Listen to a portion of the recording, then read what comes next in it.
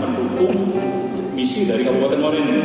Yang pertama adalah meningkatkan kualitas sumber daya manusia yang beriman, bertakwa, cerdas, dan mandiri.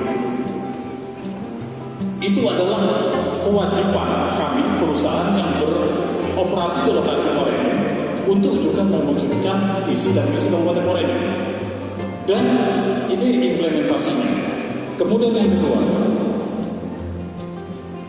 dari 7 tadi ada 2, yaitu yang urutan ketiga, mewujudkan pendidikan dan kesehatan yang mudah dijangkau dan bebas biaya. Bergejala bertanggung jawab. Ketiga, jangan nama baik alma mater.